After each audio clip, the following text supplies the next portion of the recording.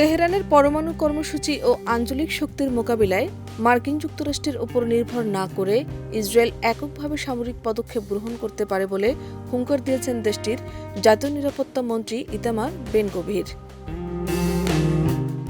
ইসরায়েলের স্থানীয় গণমাধ্যম চ্যানেল 7 নিউজকে দেওয়া সাক্ষাৎকারে জাতীয় নিরাপত্তা মন্ত্রী ইতামার বেন-গভির মার্কিন প্রশাসনের বর্তমান কূটনৈতিক অবস্থানের তীব্র সমালোচনা করে সরাসরি বলেন, আমেরিকানরা খুবই সরল বা বোকা যদি তারা মনে করে যে ইরানিরা তাদের পারমাণবিক কর্মসূচি পরিত্যাগ ও বাতিল করবে এবং ইসরায়েলকে ধ্বংস করার স্বপ্ন ত্যাগ করবে।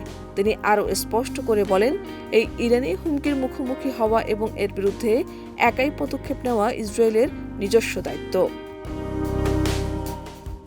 মন্ত্রী ইতামার বেন-গভির আমেরিকার সাথে বর্তমান কৌশলগত দূরত্ব বা মতভেদের বিষয়টি প্রকাশ্যে এনে সাফ জানিয়ে দিয়েছেন যে কোনো অবস্থাতেই ইসরায়েল অন্য কোনো দেশের কথায় পরিচালিত হবে না। নিজের দেশের স্বাধীন প্রতিরক্ষা নীতির পক্ষে যুক্তি দিয়ে তিনি সাক্ষাৎকারে জোর দিয়ে বলেন, কোনো অবস্থাতেই ইসরায়েল কোনো বন্ধুর নির্দেশ অনুযায়ী কাজ করতে বাধ্য হবে না, এমনকি সেই বন্ধু যদি সত্যি অনেক বড় বা মহান হয়।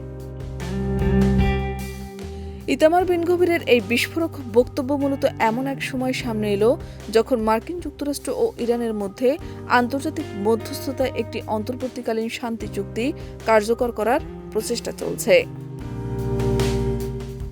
তেল আবিবের কট্টরপন্থী এই মন্ত্রীর এমন অবস্থান পরিষ্কার করে যে তেহরানের পারমাণবিক সমৃদ্ধকরণ প্রতিরোধের প্রশ্নে ওয়াশিংটনের বর্তমান নরম কূটনৈতিক কৌশলের সাথে ইসরায়েলের অভ্যন্তরীণ নীতি নির্ধারকদের একটি বড় অংশের গভীর দ্বিমত ও কৌশলগত ফাটল রয়েছে। শাহনাজ পারভীন, দেশ রূপান্তর।